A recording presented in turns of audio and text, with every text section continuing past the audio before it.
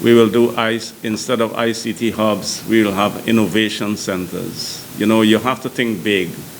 You have to look at where the crux of the matter and what you can do in the shortest possible time. We were up there, Sequoia Coast, and the guys there, and we always think that rural communities, I mean, they don't know a lot that is happening in the city. And the guys there, from some of the farmers, they were giving us their experience at the Saudi hospital. And when they come to Georgetown, the amount of paperwork and the same things they do, the pressure and temperature and all these things, they have to do it back again. Now, when you do medical, when you go to medical facilities overseas, everything is electronic. Your medical ID is there. And that's the level which we want to get Guyana going. Maurice mentioned agriculture. I mean, there's so many ways of improving productivity and yield in the agricultural sector using technology. But the most immediate thing that will come from our policy is job creation. There are a lot of youths coming out of UG in the area of technology, in the area of computer science that can't find a job because there's so many. We will, with our plan, you won't have enough of these people, you know, because of the amount of jobs that will be required when we implement those innovation hubs that will train our youths. But perhaps the most slothful segment of our population to move is the government. And the reason is because, that Maurice mentioned, the lack of proper leadership. They don't move. They're doing things in such slothful pace, such stages, when we can leapfrog ourselves in the future. Today we have, in the rural areas, 2G or under. In the city, probably we have 3G, but more like 2G. When you take a plane an hour away in Trinidad, you have 4G. And when you look, every household has 50 meg at a nominal cost. You know, when I use my phone there, it's like lightning speed. The amount of thing I can do, you know, the productivity is elevated. Government functions. Later on, I'll mention, and we did mention before, of a government campus based on technology that would elevate government functions, whether it be GRA or Ministry of Finance or motor vehicle license. These things, because of technology, first world technology that will be implemented, it will be so easy to carry on activities of government.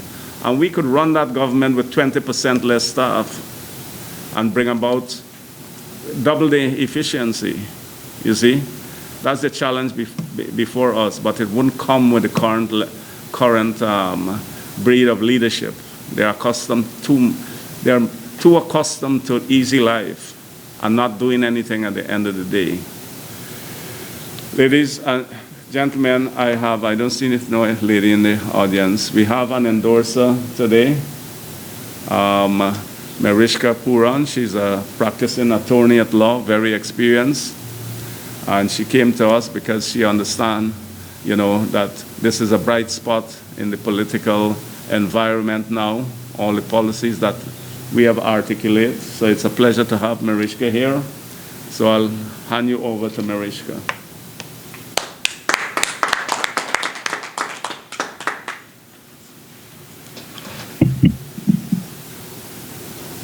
Thank you, Mr. Badal. Good morning, everyone. My name is Mishka Puran. I'm an attorney at law, and I've been in practice for the last 14 years. And as Mr. Badal indicated to you, I'm here to endorse the Change Guyana Party. Why would I do that? And why would you care that I'm endorsing the party? The reason I'm here is because, let's face it, Guyana is suffering. We are suffering. And that has been the situation since way before I was born, since 1966. Those in power are only concerned with bettering themselves, their families, and their friends. They're really not concerned about the average Guyanese citizen. Now, you and I, the small people, have seen no significant improvement in our own lives. And any improvement that we have seen has been through our own hard work, by putting our shoulders to the grind. The government really has done nothing for us. And if you look at the statistics, it's mostly the corruptible who have gotten rich. It is my firm belief that this party is focused on curing that and putting the power in, I wouldn't say back into the hands of the people, because I don't think we've ever taken that power into our own hands. So putting the power into the hands of the people and setting in place mechanisms to target corruption and to promote accountability. We deserve to make decent livings for ourselves without having to dabble in corruption. There are many educated and incorruptible people who live here in Guyana. And they, like myself, feel lost and unrepresented. There are many of us who do not subscribe to drinking the Kool-Aid that the PPP and APNU have been feeding us. Mr. Badal, if you think of it, given our options, is the only viable option to promote this country and to catapult this country to being financially viable. He understands how economics works. He understands, and when you vote someone in, you have to look at their track record. He understands what it is to manage a successful business. And likewise, I believe that he will be able to take those same skills and manage our country's assets and to promote better financial gain and to invest our assets in the best way possible. Now, so if you're voting to increase your, the amount of money that you are getting, you should vote here. You should vote Change Guyana. You need to, and this is a point that a lot of people gloss over. You need to also recognize that the influx of drug money is no longer here. I mean, it may be there, but it's down a lot. But we don't need that money. We don't need bad money. Guyana is rich in resources.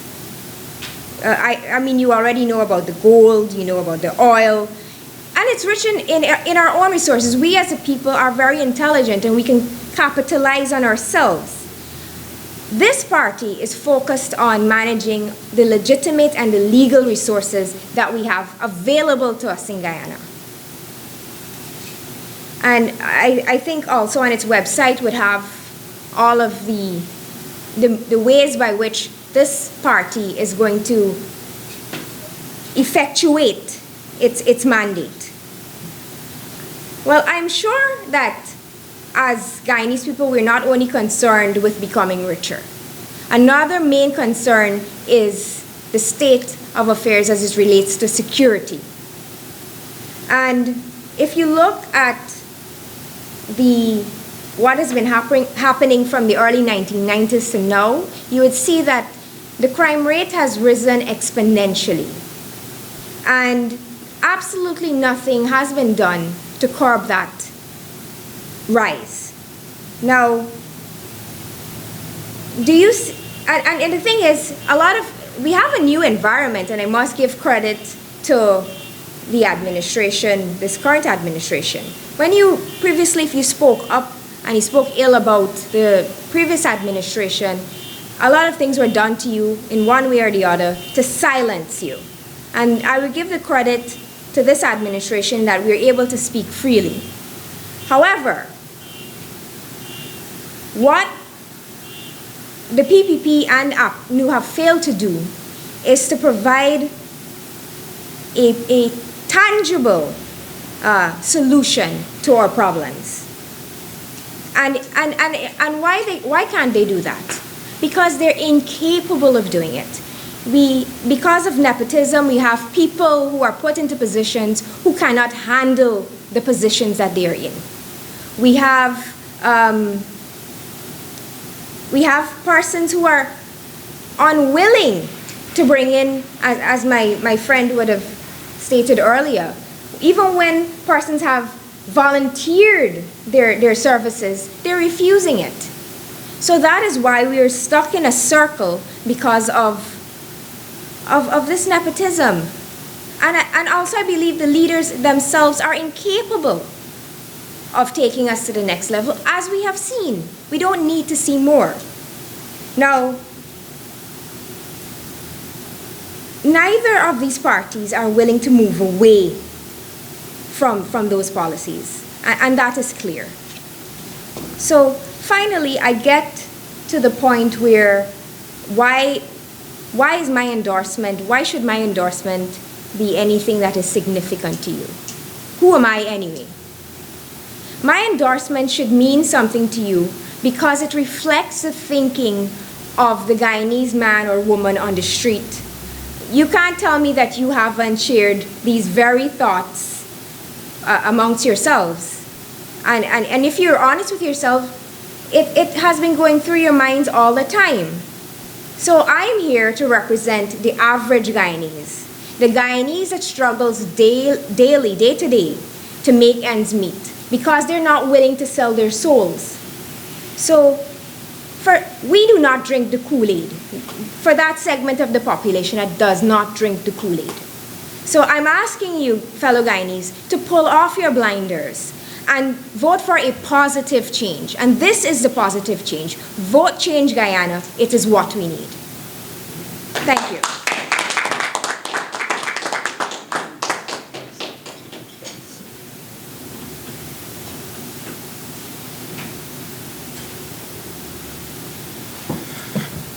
Positive change is what we're here about. And I guess people have heard about changes and change and so many changes, but we never really have had the real change that we're talking about. And if you go on our website, as Mariska mentioned, there are all our policies, and every week we are adding one or two more policies. These will be developed further into micro policies, that we can extend out. But thanks, Mariska. I hope many like you will come forward. The more people we get endorsing us, we'll probably have to start an electronic endorsement where people in the living room can put the phone and say, hey, we love Change Guyana because we love our country, So soon time you will see all that coming forward. But today, our topic is information technology. And Maurice mentioned about job creation, enhancing productivity in terms of workers' productivity, but also productivity in the area of production, in agriculture, in industrialization, as well as the emerging sector of IT itself, which can create thousands and thousands of jobs. The problem why Guyana is not so much a destination for information technology is a combination of the low internet speeds as well as the cost of it. Otherwise, we will see more and more companies coming in. The second factor is the reliability and cost of electricity, because data centers consume significant electricity. So big companies like Apple, Facebook, they would normally go to places like Ukraine and or Eastern Europe, where electricity is so much cheaper,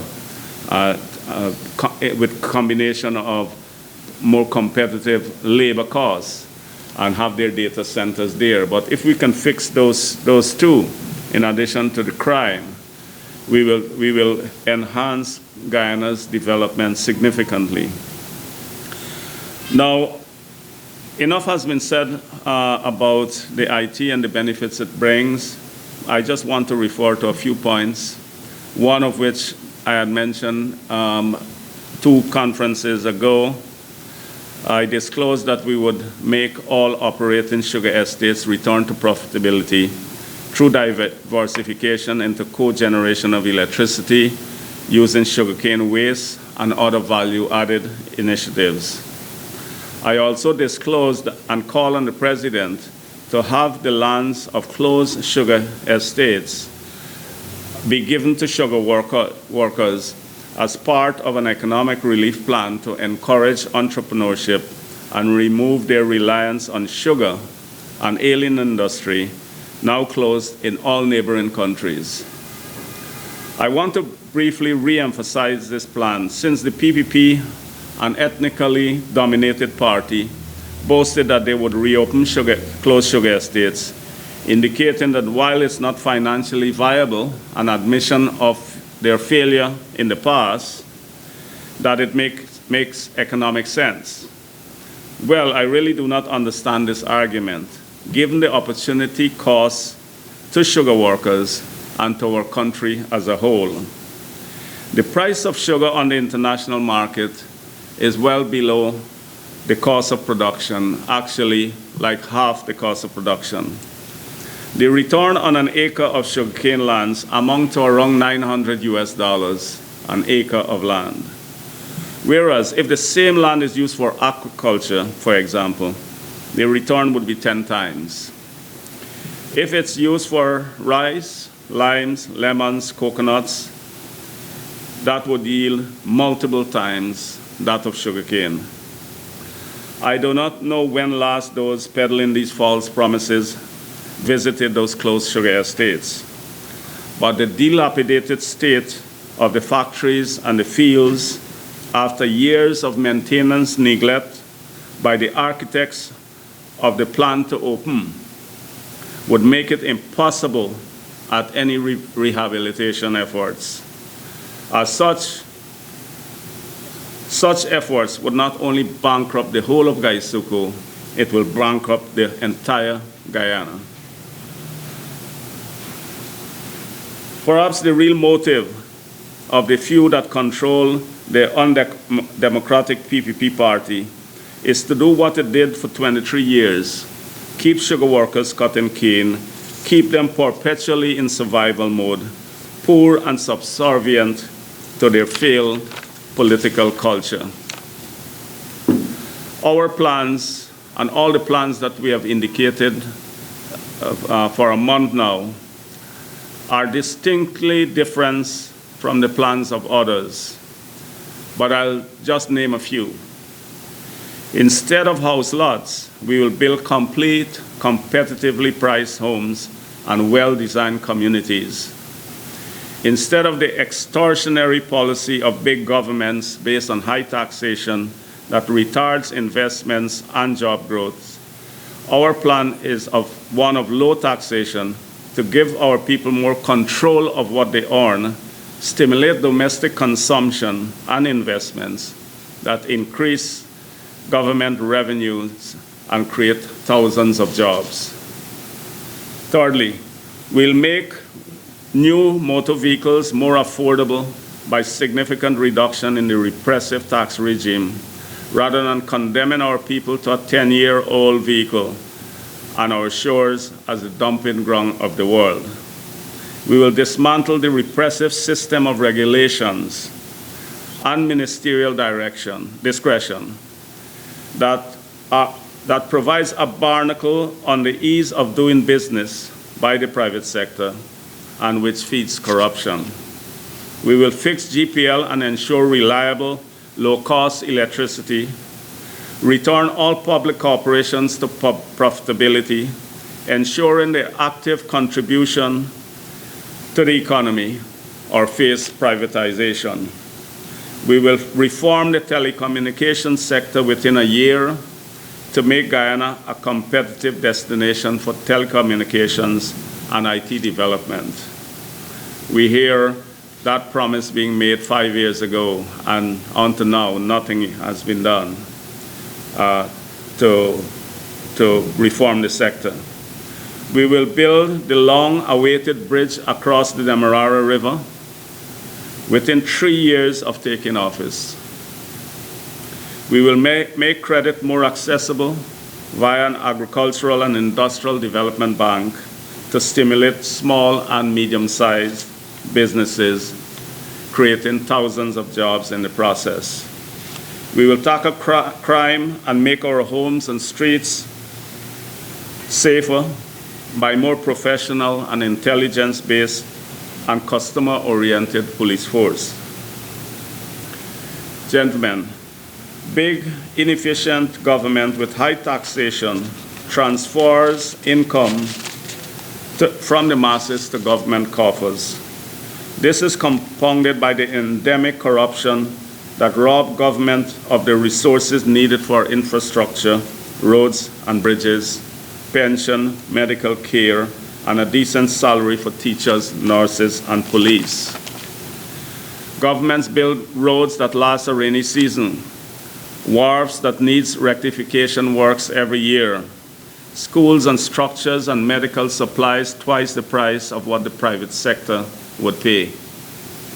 A few examples, just a few, shows the opportunity cost to this nation and the reason why poverty exists throughout Guyana. Among the examples are single sourcing of drugs to friends at peppercorn price, single sourcing of drugs to friends of the political elite, giving away billions of dollars, divestment of state assets to friends at peppercorn prices, failed fiber optic cable after spending millions of US dollars, 30 million US dollars given to NIS, given by NIS to CLECO, road to Amalia Falls costing $18 million that was never built, 200 million US dollars on the White Elephant Skeldon sugar factory that bankrupted Gaisuko, poorly run state corporations that cost taxpayer over $100 billion in support in the past 10 years. The billions and billions lost through corruption, wastage, and inefficiency could have built 2 bridges across the Demerara River, a highway from Ogle to Temeri, ensure reliable, low-cost electricity, elevate the quality of medical care, raise pension, and ensure a minimum salary to the employed of at least $200,000 a month. This would have meant a per capita income of close to our brothers and sisters in neighboring Trinidad, rather than less than a quarter of what they receive. The urgency has never been greater. The lack of accountability at every level has its fingerprints everywhere we look, even on the faces of poverty-stricken rural communities who repeatedly suffered from failed policies and broken promises. Change Guyana plans to drain the swamp of corruption and release billions of dollars for development projects that create thousands of jobs. Improving efficiency through a centralized government campus and the use of information technology would avoid wastages and give value for every taxpayer dollar spent. Our government would be lean, open, transparent, accountable, which means lower taxation. Guyanese, the choice is ours, only ours. Voting for the 2 gangs that dominated our lives since independence would install them for another 50 years. Is this what we want for our country? I believe this is not what we want for our country. Let us not be fooled again. Change Guyana give us that choice, the right choice right now. Let us not fail ourselves this time around. Thank you.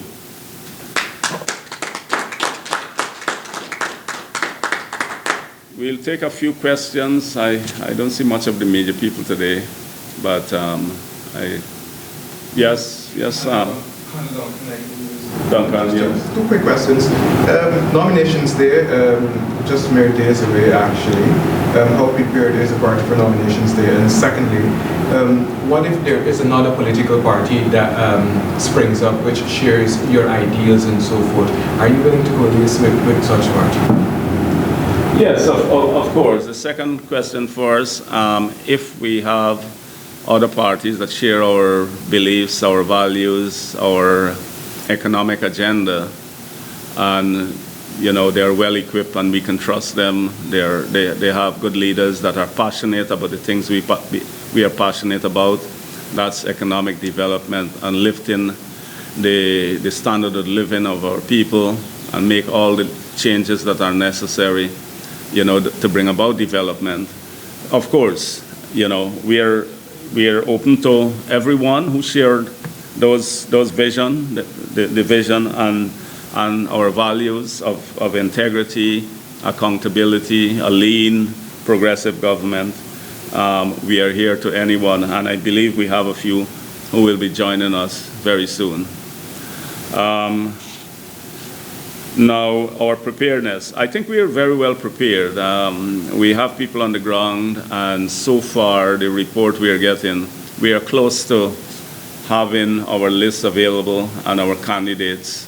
So I think we are in the lead, to get that, and we should be ready probably in another week, which surprises me too, because